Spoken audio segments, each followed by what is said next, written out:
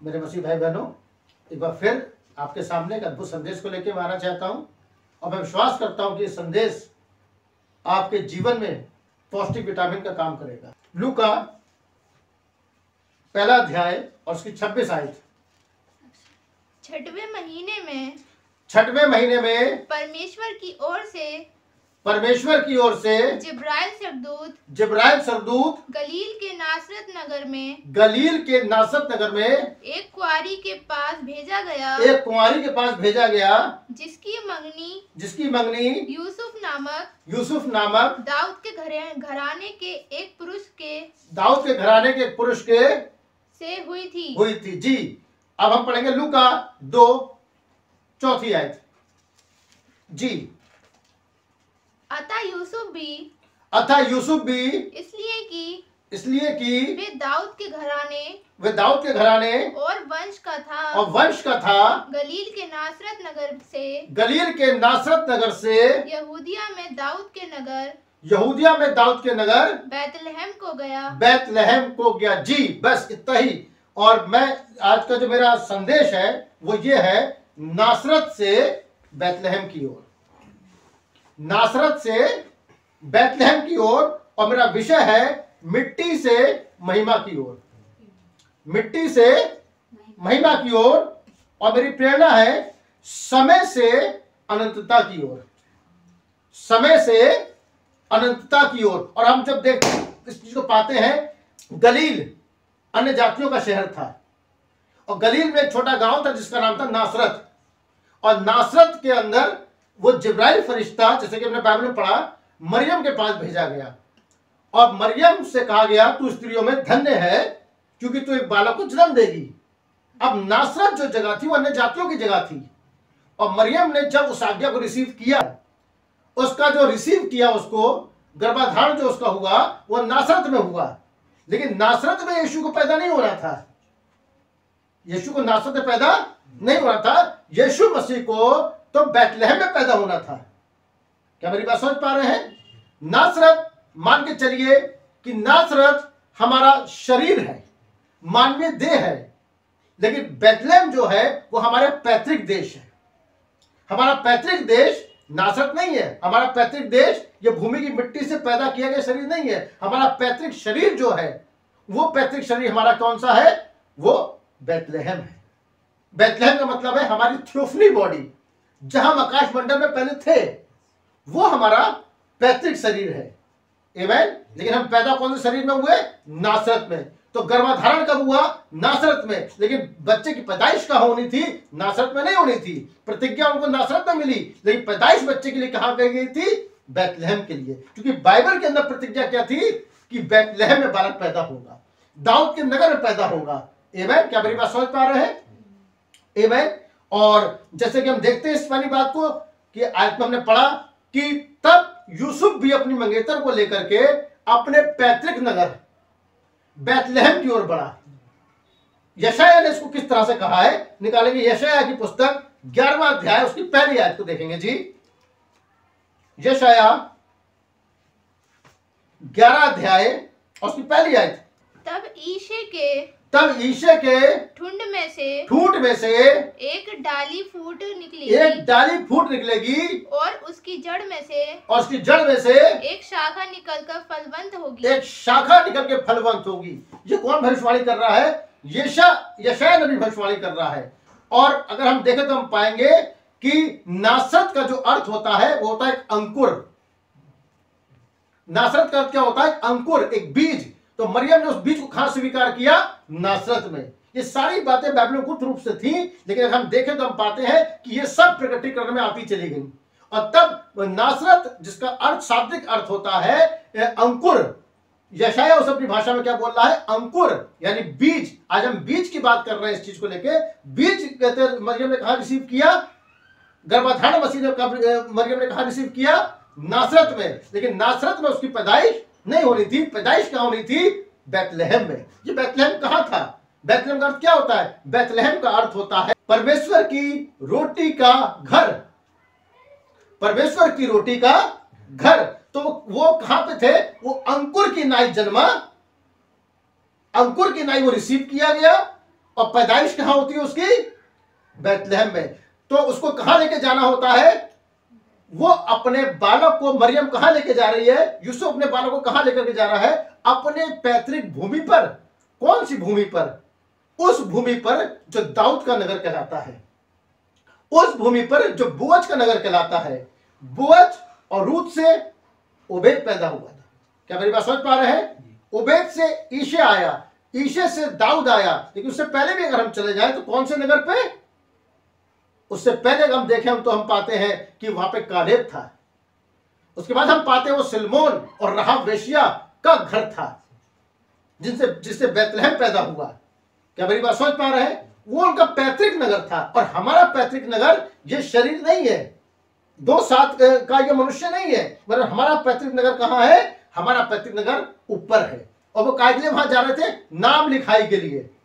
आपका यहाँ पे कुछ नाम होगा, हो सकता है आपका कोई, आपके माता पिता ने कोई नाम रखा हो, लेकिन वास्तव में आपकी नाम लिखाई यहाँ पे नहीं है। आपकी नाम लिखाई तो जगत की उत्पत्ति से पहले जगत की पुस्तक में वहां लिखी गई। जिनके नाम जगत की उत्पत्ति से पहले परमेश्वर की जीवन पुस्तक में लिखे गए, मैं उसके विषय में बात कर रहा हूं। क्या मेरी बात समझ पा रहे हैं? आपकी नाम लिखाई यहां नहीं। जब एक समय आया उनके ऊपर परेशानी का, तो नाम लिखाई जो थी वो उनके पैतृक नगर में ही होनी थी। और हमारा पैतृक नगर यह भूमि नहीं है, वरन हमारा पैतृक नगर क्या है? हमारी अपनी छोटी बॉडी। जिस बॉडी को अय्यूब ने देखा वो चिल्ला उठा, जिस बॉडी को पौलुस ने देखा वो चिल्ला उठा, जिस बॉडी को हनोक ने देखा वो चिल्ला उठा। ये रहस्य की बातें इस बाइबल के अंदर गुप्त थी, जो प्रचार नहीं की गई। लेकिन अंत के समय जब भविष्यता इस पृथ्वी पर आता है, मलाकी 4 का नबी आता है, विलियम मेरियन ब्रैनम आता है, 7वां दूत आता है, तो इन बातों को खोल के दिखाता है। ये रहस्य बातें थी, दुनिया इन चीजों से अनजान थी। लेकिन हम इस वाली बात को जानते हैं कि हमने नासरत में अपने संदेश को ग्रहण किया। कौन से संदेश को? प्रेगनेंसी वाले संदेश को ग्रहण किया, उस बीज को ग्रहण करने वाले संदेश को ग्रहण किया। लेकिन अब हमारे अंदर वो मसीह बालक पनप रहा है, जिसे हमें कहां जन्म देना है। जब उसे हम जन्म देते हैं तो कहां जन्म देते हैं? अपने पितरों की भूमि पर। इब्राहिम ने क्या उस भूमि को नहीं देखा? इब्राहिम ने क्या बदली हुई देह को नहीं देखा? वो उसकी पैतृक भूमि थी जो उसका देह का बदलाव था। क्या हनोक ने उस भूमि को नहीं देखा? हनोक एक दिन यहां से लुप्त हो गया। आमीन। अय्यूब ने क्या उस भूमि को नहीं देखा? जब परमेश्वर ने 7वीं मोहर को खोला तो वहां दिखाया कि एक अय्यूब तो यहां खड़ा है और एक अय्यूब वहां पर्दे के पार खड़ा है। क्या उसने अपनी पैतृक भूमि को नहीं देखा? तो क्या हम अपनी पैतृक भूमि को नहीं देख पा रहे? हमारी पैतृक भूमि हमारा दिव्य शरीर है। हमारी पैतृक भूमि वो दूत है जो परमेश्वर के सामने खड़े रहते। क्योंकि बाइबल कहती है तुम इन छोटों में से छोटे किसी के लिए ठोकर कारण मत बनना, क्योंकि इनके दूत मेरे पिता के सामने खड़े रहते हैं। तो इसका मतलब क्या है? हमारे दूत है, हमारी छोटी बॉडी है, हमारा पैतृक नगर है, और हमने यहां वचन को रिसीव किया है इस शरीर के अंदर। लेकिन वास्तव में यह हमारा पैतृक भूमि नहीं है। हमारी पैतृक भूमि कौन सी है? हमारे दूत। ठीक, मेरा दूत जैसे हनोक का दूत था, जैसे अब्राहम का दूत था, जैसे पतरस का दूत था, जैसे अय्यूब का दूत था, ऐसे हमारे दूत है। क्योंकि बाइबल कहती है इनमें से किसी को ठोकर का कारण मत बनना, क्योंकि इनके दूत परमेश्वर के सामने खड़े रहते हैं। वही हमारी पैतृक भूमि। जी, हम थोड़ा सा और आगे बढ़ते हैं। हम नाम लिखाई के लिए वहां जा रहे हैं, लेकिन हमारा नाम ऑलरेडी वहां लिखा हुआ है। कहां? जीवन की पुस्तक में। हमारा नाम ये नहीं है कि शलभ, हमारा नाम ये नहीं है कि नरगिस, हमारा नाम ये नहीं है कि मिकर, हमारा नाम ये नहीं है कि जो है सो एंड सो।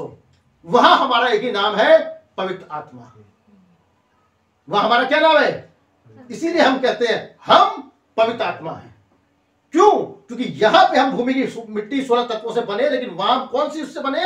जिस तत्व का परमेश्वर बना है उसी तत्व के हम बने हैं। इसलिए वो कहता है मैं जाकर तुम्हारे लिए भवन को तैयार करता हूं, ताकि जहां मैं रहूं वहां तुम रहो। हम अपने उसी पैतृक नगर में जा रहे हैं जो पैतृक नगर हमारे प्रभु यीशु मसीह का है। क्या मेरी बात समझ पा रहे हैं? क्या मैं आगे बढ़ूं? हम कहां जा रहे हैं? मिट्टी से महिमा की ओर जा रहे हैं।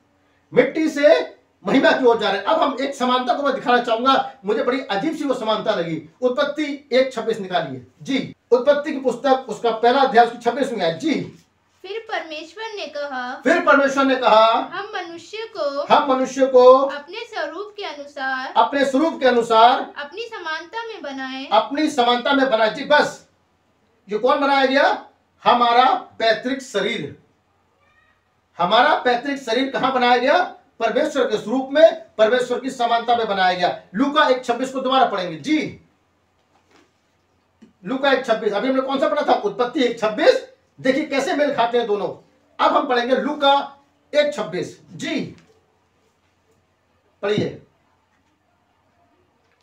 छठवें महीने में परमेश्वर की ओर से जिब्राइल स्वर्गदूत गलील के नासरत में एक कुआरी के पास भेजा गया, जिसकी मंगनी यूसुफ के साथ हुई थी, दाऊद के घराने के पुरुष से हुई थी जी। उस कुआरी का नाम मरियम था जी।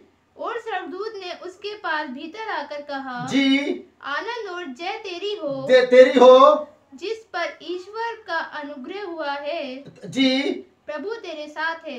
हम यहाँ कहना चाहेंगे इस वाली बात को कि वो परमेश्वर एक अलौकिक परमेश्वर, एक अलौकिक रूप, जो रूप हमारा उत्पत्ति 1:26 में था। क्या मेरी बात समझ पा रहे हैं? उत्पत्ति 1:26 में था। अब हम निकाल लेंगे उत्पत्ति 2:7 जी, और एक जना निकाल ले लूका 2:4 से 7। और यहोवा परमेश्वर ने आदम को भूमि की मिट्टी से रचा और उसके नथनों में जीवन का श्वास फूंक दिया और आदम जीवित प्राणी बन गया। पहले हमने क्या देखा 1:26 के अंदर? एक अलौकिक शरीर। हम मनुष्य को बनाया अपने स्वरूप में और अपनी समानता में। क्या मेरी बात समझ पा रहे हैं? अब 2:7 में हमने क्या देखा? उसने भूमि की मिट्टी से पुतला तैयार किया और तब एक दूसरे आदम को उसने वहां रख दिया, उसके भाग को उसने भूमि की मिट्टी वाले आदम के पुतले में रख दिया और आदम क्या हो गया? जीवित प्राणी बन गया। अब हम लूका में अगर इसको देखें तो हम पाते हैं कि जो मूसा वहां देख के लिख रहा है वही लूका यहां लिख रहा है। पहला आदम जो रचा गया वो अलौकिक से मिट्टी में रचा गया। अब दूसरा आदम को लूका लिख रहा है वहां पे, दूसरा आदम भी अलौकिक से। लूका 2:4 से पढ़िए जी, आगे। और वे अपना पहलौठा पुत्र जनी और उसे कपड़े में लपेटकर चरनी रखा। बस जब मूसा देख रहा है इस चीज को तो उसने क्या देखा? अलौकिक आदम को भूमि की मिट्टी वाले आदम में डाला गया। और जब लूका भी लिख रहा है इसी चीज को, सेम वही आयतें हैं 1:26 2:7 तब वो अलौकिक परमेश्वर को, जिसका नाम यीशु था, कहां रख दिया गया? कपड़े में लपेट के चरनी में रख दिया गया। यानी अलौकिक परमेश्वर को इन 16 तत्वों के अंदर करके वहां रख दिया गया। जो ठीक मूसा ने देखा, जो ठीक मूसा ने लिखा, वही जो लूका ने देखा, वही लूका ने देखा। क्या ही समानता थी पुराने नियम में और नए नियम में? तो हमारी समानता में क्या है? हम मिट्टी से महिमा की ओर जा रहे हैं। वो महिमा से मिट्टी की ओर आया ताकि हम मिट्टी से महिमा की ओर चले जाए। क्या मेरी बात समझ पा रहे हैं? मत्ती की पुस्तक उसका 24वां अध्याय, और यहां एक अद्भुत बात को मैं कहना चाहूंगा जी, और उसकी 30वीं आयत को हम पढ़ेंगे।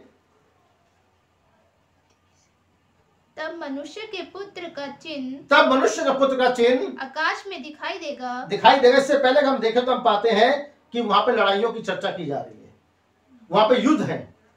तुम आकाश देखोगे, भूडोल देखोगे, लड़ाइयों की चर्चा सुनोगे।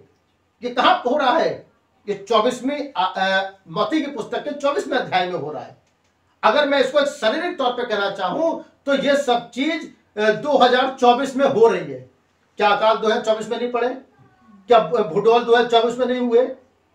क्या कहते हैं जो है देश पे चढ़ाई 2024 में नहीं की गई? अगर कोई इसको देखना चाहे, जिसकी आंखें हो, आत्मिक आंखें, तो उसको देख सकता है कि वो अपने दूतों को भेजेगा ताकि वो सारी दिशाओं से इसको इकट्ठा करे। क्या मेरी बात समझ पा रहे हैं? 2024 में हमने इन घटनाओं को घटित होते हुए देखा, लेकिन हम इस पन्ने को पलटने की कोशिश करते हैं। और जैसे हम इस पन्ने को पलट रहे हैं, मैं ये कहना चाहूंगा कि हम समय के पर्दे को पलट रहे हैं। हम समय की पर्दे को पलट रहे हैं। हम 2024 से 2025 में प्रवेश करने जा रहे हैं। क्या मेरी बात समझ पा रहे हैं? 2024 से 2025 में प्रवेश करने जा रहे हैं। और जैसे हम 2025 में प्रवेश करते हैं, हम जैसे 25वां अध्याय निकालते हैं, केवल एक पन्ने को पलटते हैं। बहुत से लोग जाने क्या क्या करेंगे अभी अगले 3-4 दिनों में, आमीन। लेकिन हम आज इस पन्ने को पलट रहे हैं, हम समय को पलट रहे हैं। मैं समय को अनंतता में पलटने की कोशिश कर रहा हूं। मैं समय से कदम उठा रहा हूं अनंतता की ओर। और तब 25वां अध्याय जब पढ़ते हैं उसकी पहली आयत को पढ़िए जी।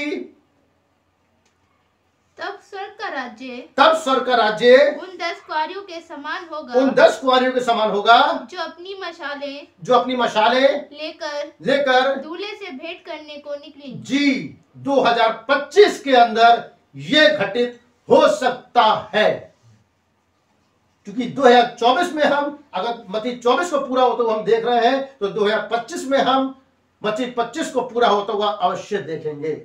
समय से अनंतता में प्रवेश करने के लिए, समय से अनंतता में जाने के लिए। एक दिन हनोक ने अपने कदम को उठाया और समय से अनंतता में चला गया। एक दिन मूसा ने अपने कदम को उठाया, समय से अनंतता में चला गया। हमारे भाई लोग सब वहां अनंतता में हमारा इंतजार कर रहे हैं। पौलुस हमारा इंतजार कर रहा है, तमाम भाई लोग हमारा इंतजार कर रहे हैं कि हम समय से अपने कदम को अनंतता में रख दें। तो मेरे भाई बहनों, हम जब पाते हैं जब मूर्ख कुंवारी भी है या समझदार कुंवारी भी है। और मैं कहना चाहूंगा, अगर ये मेरा वीडियो वे लोग सब लोग देख रहे हैं, तो मैं कहना चाहूंगा भाइयों, वापस लौटिए आओ। सभी वो कलीसियां जो कि संदेश को छोड़ के चली गई हैं, आप वापस लौट के आए। आपको हम पुकार रहे हैं कि आप समय से अनंतता में प्रवेश करें, आप समय से मेघधनुष की वाचा में प्रवेश करें। आप समय से, आपके लिए मेघधनुष की वाचा रखी गई है। मेघधनुष हम आधे मेघधनुष में नहीं है जो नूह के समय था, हम पूरे बरकत के मेघधनुष में है। हम पूरी वाचा के अंदर आ चुके हैं। अगर मेरा संदेश जो आप सुन रहे हो इस नव वर्ष के लिए, नए साल के लिए, नए कदम रखने के लिए, जहां तक भी मेरी आवाज जा सकती है, मैं आपको नव वर्ष मुबारक तभी कह सकता हूं जब आप इस वाचा के अंदर प्रवेश कर जाएं। यही आपके लिए समय से अनंतता में प्रवेश करना होगा। यही आपके लिए नासरत से बैतलहम में प्रवेश करना होगा। यही आपके लिए अन्य जाति से, शरीर से बैतलहम में अपनी पैतृक भूमि में प्रवेश करना होगा। यही आपके लिए मिट्टी से महिमा में प्रवेश करना होगा। यही आपके लिए समय से अनंतता में प्रवेश करना होगा। इसलिए मेरे भाइयों, अगर मेरी आवाज जहां तक भी जा रही है, चाहे वो बॉम्बे हो, चाहे वो बिलासपुर हो, चाहे वो रामपुर हो, चाहे वो कनाडा हो, चाहे वो अमेरिका हो, चाहे वो कहीं भी जा रही हो, यदि आप इस वीडियो को देख रहे हैं, तो मेरी आपसे रिक्वेस्ट है भाइयों, वापस आ जाओ। समय बहुत तेजी से गुजरा जा रहा है। हमने बाइबल के पन्ने को पलट दिया है, हमने समय के पर्दे को पलट दिया है। हम समय की सीमा को लांघ रहे हैं। हम समय से अनंतता में प्रवेश करने जा रहे हैं। क्या मेरी बात समझ पा रहे हैं? वो तब तक हो सकता है बहुत देर हो, क्योंकि आपके पास एक्स्ट्रा ऑयल होने की आवश्यकता है। आप संदेश को न ठुकराएं। आप अपनी उस भूमि में जा रहे हो जो पवित्र आत्मा की भूमि कहलाती है, जिसको नबियों ने दर्शनों में देखा, जिसके बारे में उन्होंने सुना लेकिन कभी उसका स्वाद नहीं चखा। पौलुस ने उसको देखा मगर कह नहीं पाया। हनोक ने उसको देखा लेकिन हनोक की पुस्तक को बैन कर दिया गया, उसके बारे में नहीं समझा गया। लेकिन आगे जब हम अपने संदेशों को और प्रचार करेंगे तो मैं आपको दिखाऊंगा कि सारा तीसरे तंबू में कैसे थे। आमीन। बहुत से और रहस्य हैं जो मैं आगे प्रीच करूंगा, लेकिन अभी मैं आपको यह कहना चाह रहा हूं, नया साल आपको मुबारक हो। आपका स्वागत है मेघधनुष की वाचा में। आपका स्वागत है समय से निकल के अनंतता में। आपका स्वागत है मिट्टी से महिमा की ओर। आपका स्वागत है नासरत से बैतलहम की ओर, अपनी पैतृक भूमि की ओर। अगर आप मेरे इस प्रकाशन को समझ पा रहे हैं तो यह प्रकाशन आपके हृदय में गहराई से उतर जाए, क्योंकि अगर आप नासरत में रहोगे तो आप नाश हो जाओगे। लेकिन आपको कहां जाना है? आपको बैतलहम जाना है। बाइबल कहती है और वो नासरत में पाला पोसा गया, लेकिन वो नासरत के लिए नहीं था। वो नासरी कहलाया लेकिन वास्तव में नासरी नहीं था, वो मसीहा था। आमीन। वो नासरत में हम पाले पोसे गए इस शरीर में, लेकिन ये शरीर हमारी पैतृक भूमि नहीं है। हमारी नाम लिखाई जो हुई है वो कौन सी भूमि पे हुई है? वो बैतलहम की भूमि पे हुई है। हमारा पैतृक नगर के लिए हुई है। वो जो कि नगर दाऊद का है, वो नगर जो अय्यूब का है, वो नगर जो हनोक का था, वो नगर जो मसीहा का था, हम उस नगर की खोज होते हैं। क्या मेरे विश्वास करते हैं? हालेलुया। क्या आपको प्रकाशन समझ में आया? क्या आप समझ पा रहे हैं? नया साल आपको मुबारक हो। हालेलुया।